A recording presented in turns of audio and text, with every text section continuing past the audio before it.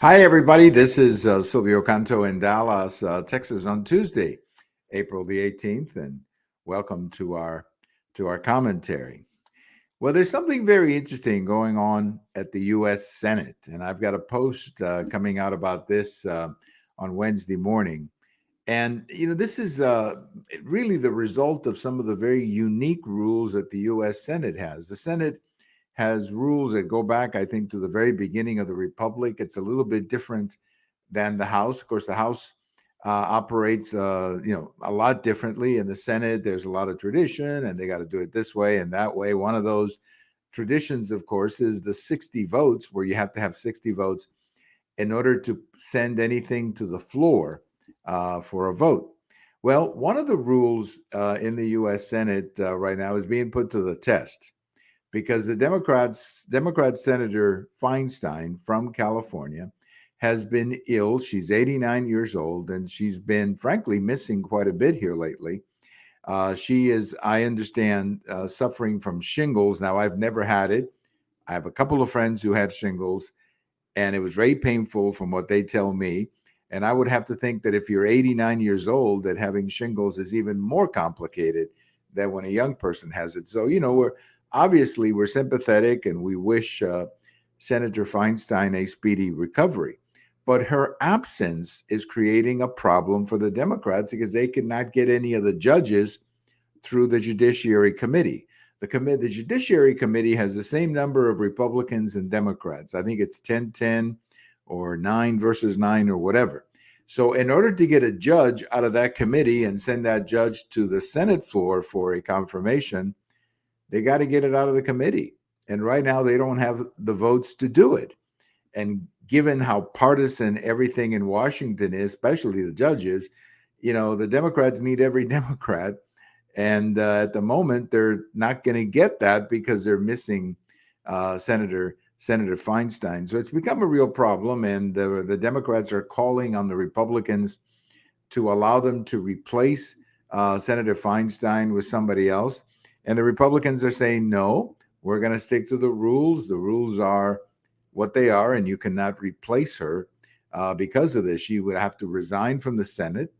And then I guess the governor of California would have to name a successor to her until there's an election. So it's a real mess for the Democrats because at the moment they do not have a functioning Judiciary Committee. They don't have enough Democrats in the Judiciary Committee to get any judge out to the floor for a confirmation. And that's a real problem. That's a real problem. But it really goes to show two things. Number one, a 51-49 Senate is not much of a majority. It is technically a majority, but you got to have all 51 present.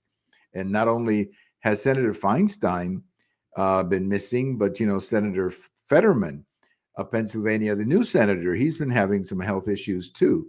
So the Democrats are frustrated because they've got technically the majority, but they cannot get anything done. Now, Senator Feinstein, the Democrats have been after her for some time to resign. She was elected in 2018, so she's up for a vote in 2024. She's already said she's not running for re-election, but she still has, this year and next year to sit in the U.S. Senate. And apparently she has no signs of resigning. And frankly, she's not being treated very nicely either by her fellow Democrats who are basically saying, you're too old, resign. So it's one of those situations where we're just going to have to wait and see what happens with Senator Feinstein.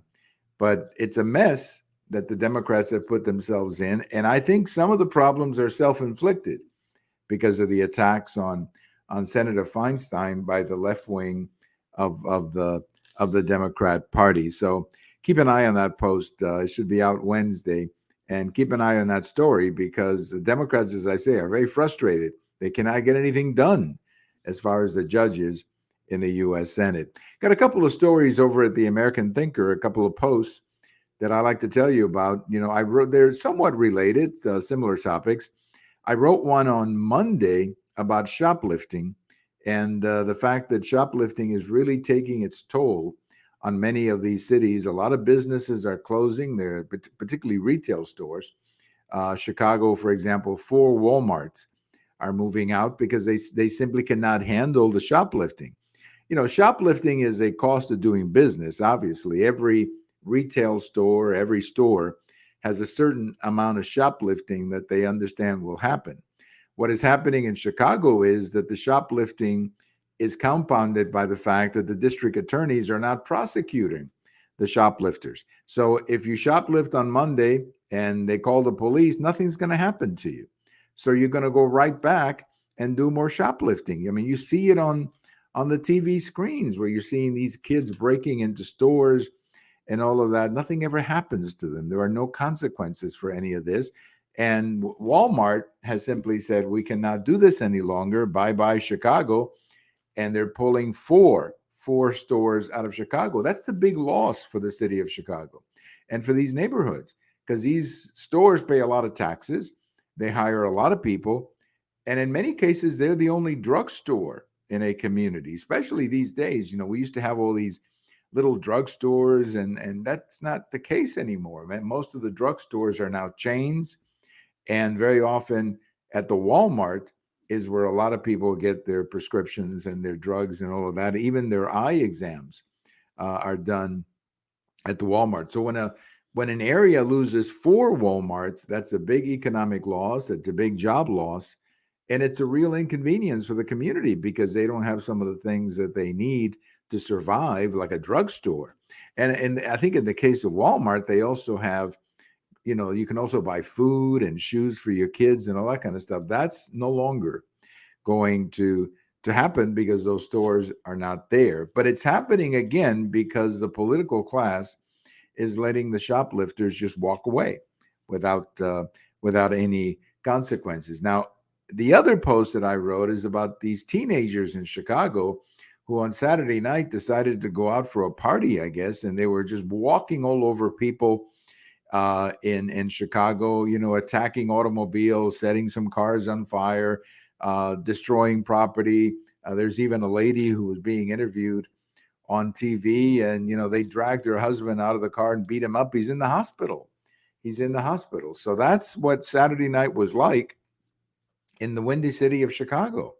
Well, that is simply unacceptable. Now, when they were asking the mayor-elect, I guess he takes over in a few weeks. They were asking the mayor-elect about this. He says, well, this behavior cannot be tolerated, but let's not demonize these young people. Demonize the young people?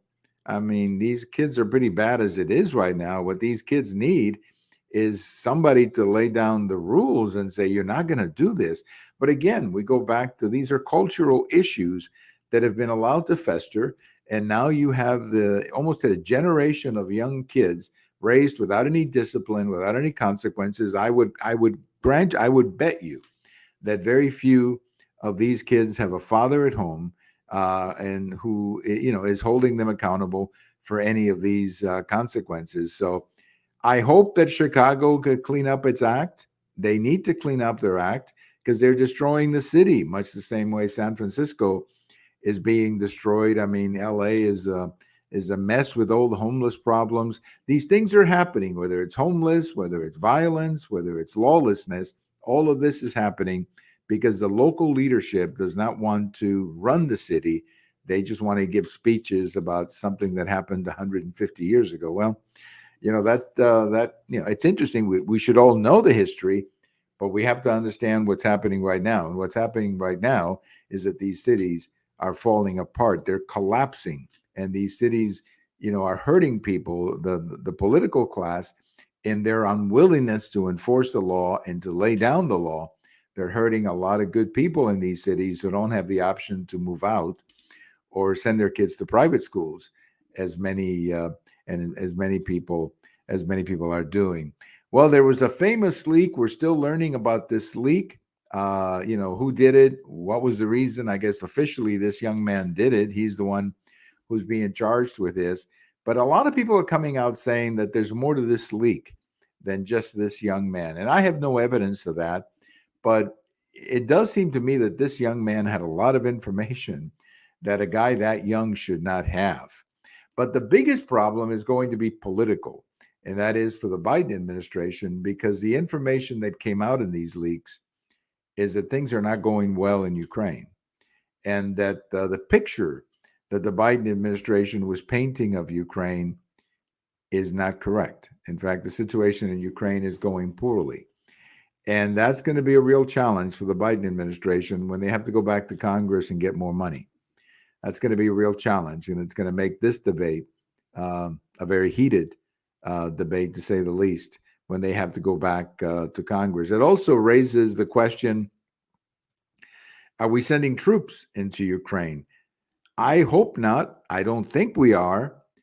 But this administration doesn't explain anything, which is what makes it frustrating, I think, not just for me, but for a lot of people to understand exactly what our policy is. To say that we're going to be with you all the way is a great speech, but that doesn't explain exactly what being with you all the way means. And I think the American people are entitled to an explanation of what our policy is. And so far, we don't have one.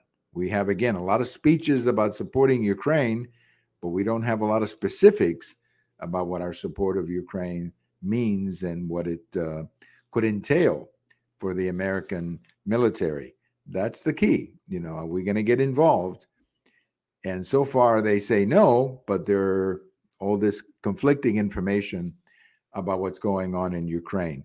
On this day in history, let me leave you with a little story.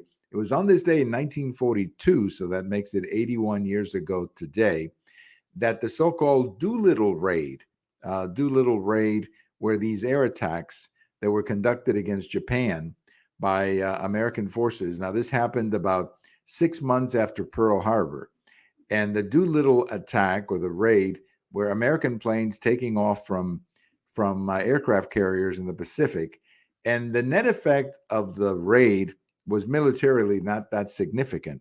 But the psychological impact, the fact that we got up and fought back, I think that was the most important thing. The nation needed to see the country fighting back. And at least through the Doolittle raids, the country was able to see that. They're called the Doolittle raids because the commander of the raid, I guess his name was Doolittle, and that is where it all came from.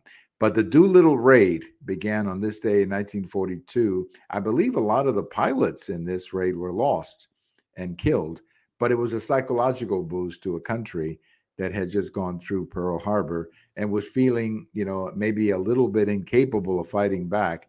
And this Doolittle raid was at least a sign that we were going and we were going to fight back.